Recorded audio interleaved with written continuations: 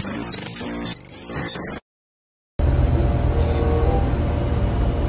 mga ka-tips. So ngayon meron kaming weather alert na there's a possibility of tornado, massive tornado dito sa aming area sa Smoky Lake.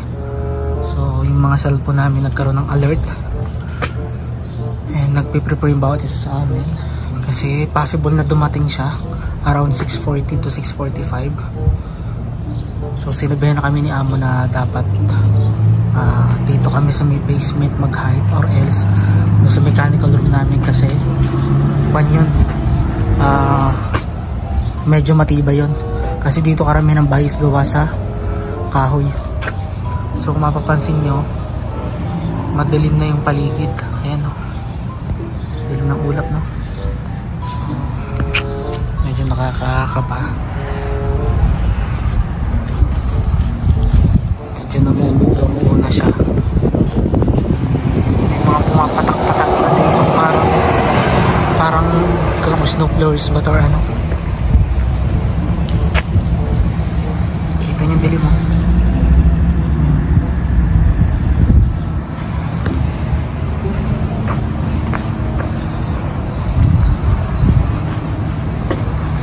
Kakatakot.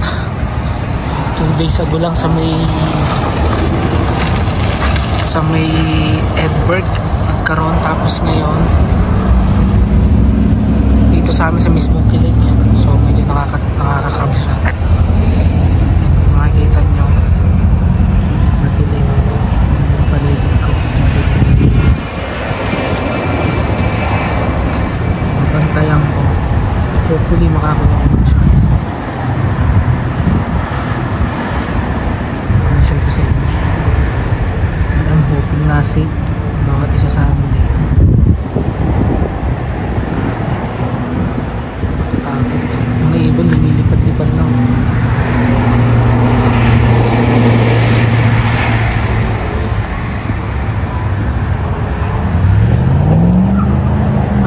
Ang dilim ng kalangitan, no?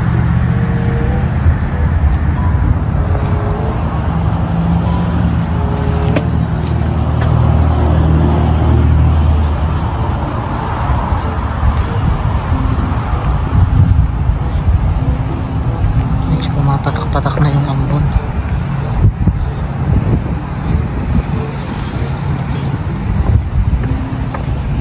Dilim ng paligid ko. Oh my God.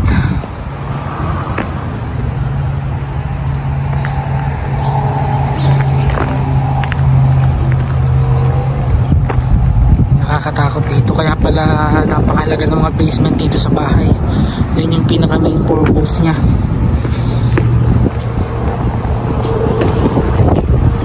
Pag may mga ganitong incident,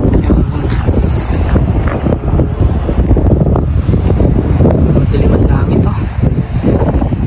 Tapos lumalakas yung hangin. Ito yung paghanapan ngayon sa amin. Update ko na lang kung anong mangyayari. Pa naman yung duty ko. Nasa basement naman ako, yung mga gamit ko naman okay naman doon.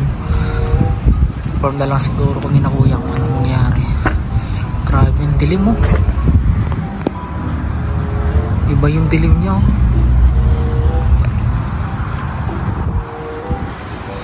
Parang babagsak na talaga.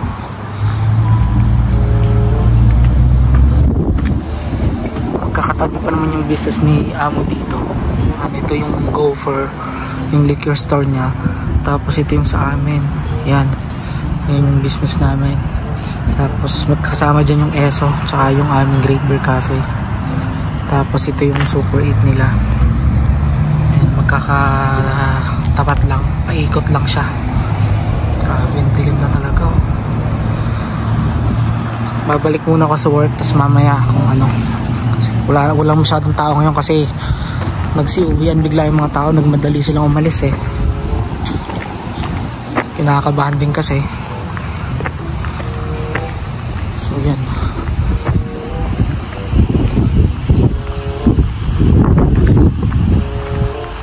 May 4 hours pa akong magjo-duty. So hopefully wag naman nawa. Kaya pala kanina ang lahat ng cellphone sabay-sabay nag-alert. Hindi mo makakontrol yun eh. Once na mag-buzz yung cellphone mo, magbabasa mo, may gano'n na siya ng gano'n. Tuloy-tuloy lang siya. Dili mo. May nakaabang ng mediko. Abang na sila.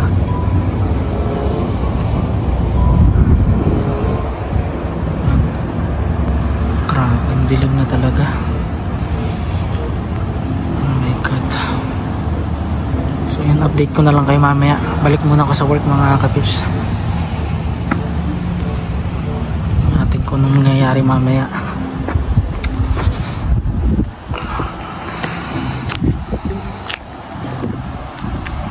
Dilim talaga. Update ko na lang kayo.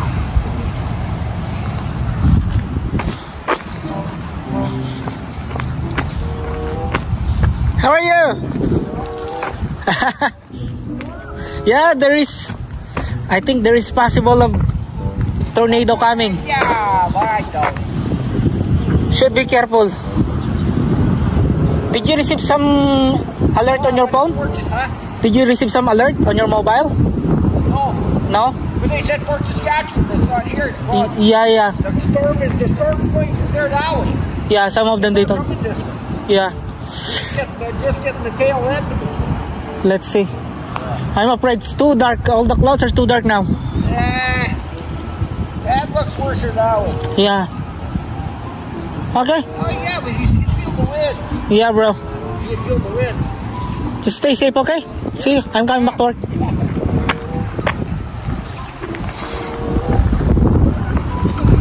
Fort Saskatchewan daw na nandun na daw.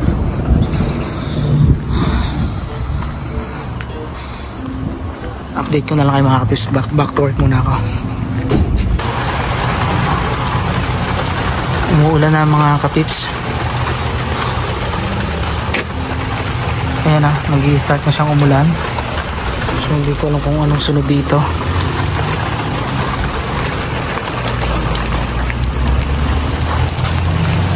Grabe, mga ibon no. Nagliliparan no. Ayan, malakas-lakas na yung ulan.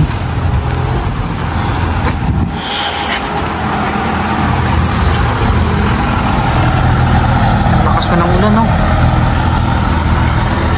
Ayan, mga ibon no. Ang dilim pa rin. Ito na yung sitwasyon namin ngayon.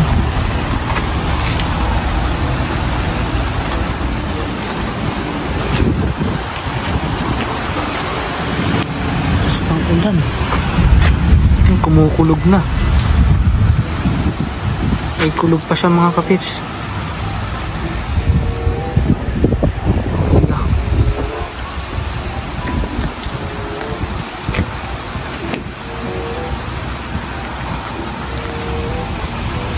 Ito yung parang situation namin ngayon.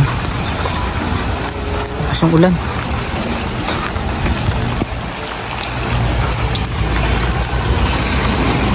Grabe oh.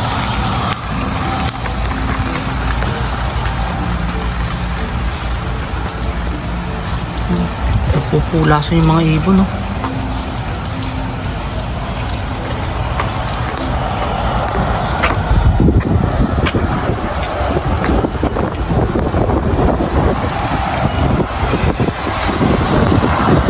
Dilim na.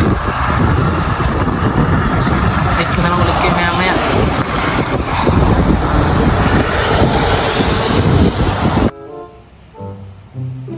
Tuloy-tuloy yung ulan mga katips. Lakas na ulan lang.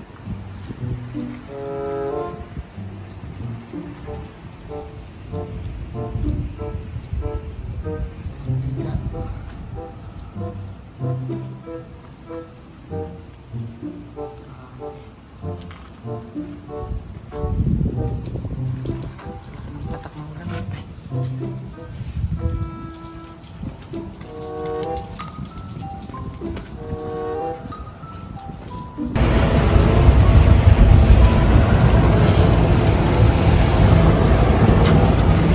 Sa Fort Saskatchewan daw, meron?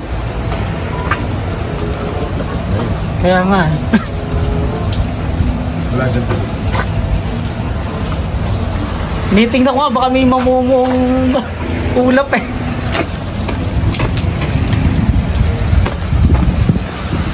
Pero medyo malakas yung ulan, no? Tuloy-tuloy yung ulan eh. Hangin pati. Oo. Hamit, tsaka madilim na.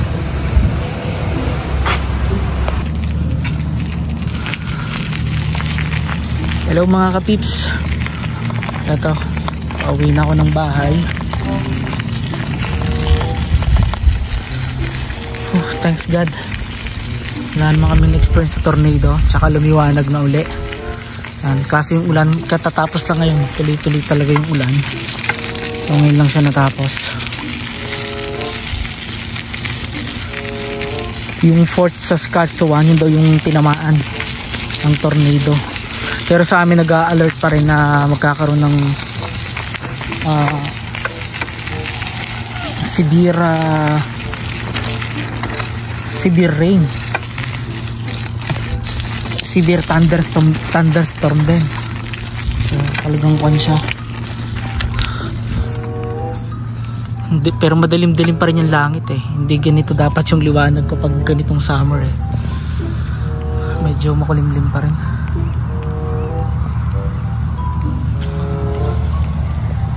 So yan.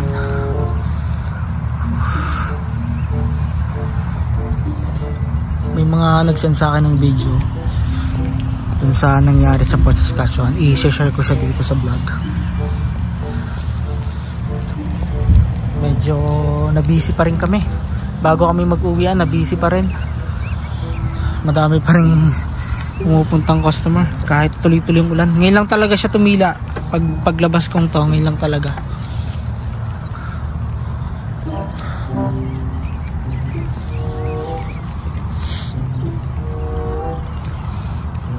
Hanggang bukas, severe thunderstorm, heavy rain. Ngayon ko lang ito na-experience kasi dumating ako dito ng July, kasagsagan ng summer. So ganito pala kapag bandang May at saka June. Ganito pala dito.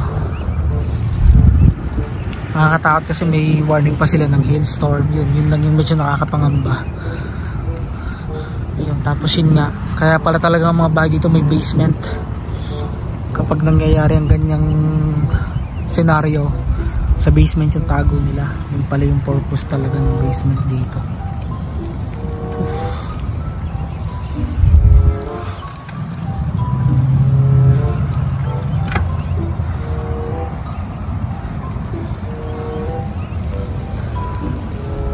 Yan yung paligid ko ngayon. Makulimlim. Tapos basa yung daan.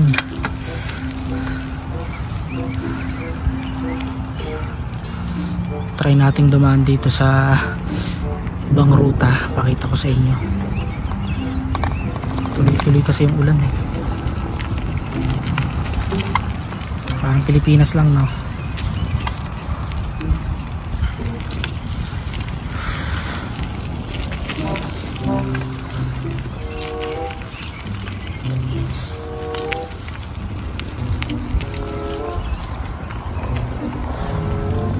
Dami kanina ng customer na hanap kasi uwian, natakot din sila eh. Kasi nung may magpan nga sa kanila, alert sa kanila, parang nagtawag dito.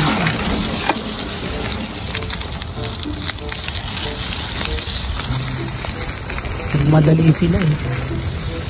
Kasi yung iba mga tourist lang, travelers lang, hindi sila taga Smoky Lake. Kaya ganun talaga yung nangyayari.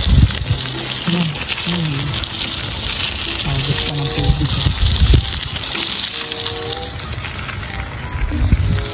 Thanks God, okay naman.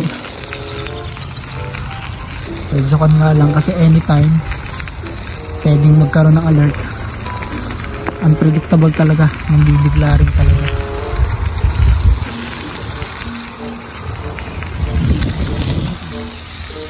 Puro pa naman karamihan lupa dito sa town ko.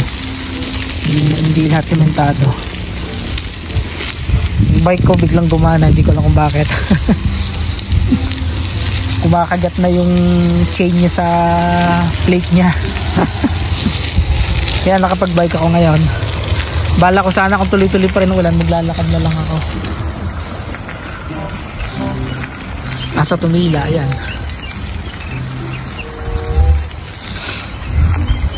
Ayan o.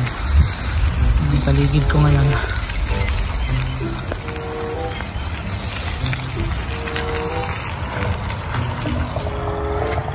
Medyo makulimlim pa rin o. Yun yung pinaka main road, yung may dumang kotse yun. Madilim-dilim pa rin.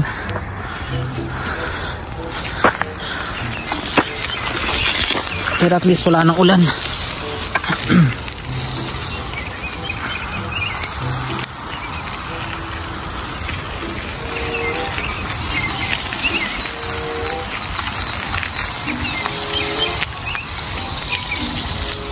Takot kanina kasi talagang dumidilim yung ulap. Tapos parang pabigat ng pabigat, babagsak na, parang ganun siya. Kaya kinabahan din kami.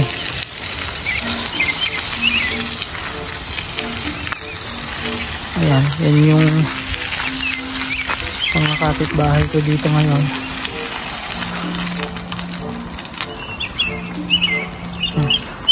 Makulimlim, no?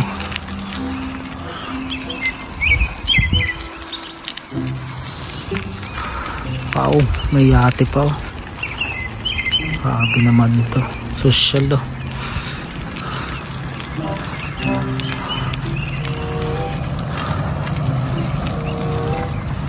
So yan, malapit na ako sa bahay. Ito lang muna yung update ko sa inyo mga kapips.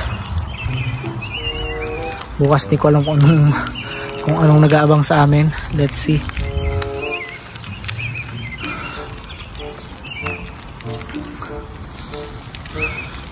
Buti na lang malapit ako sa work. Anytime pwedeng umuwi. Yun yung nagustuhan ko dito.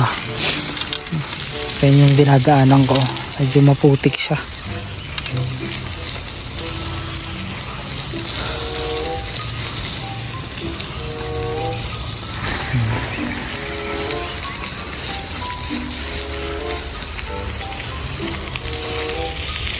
Mga ski-ski nito dito yun eh.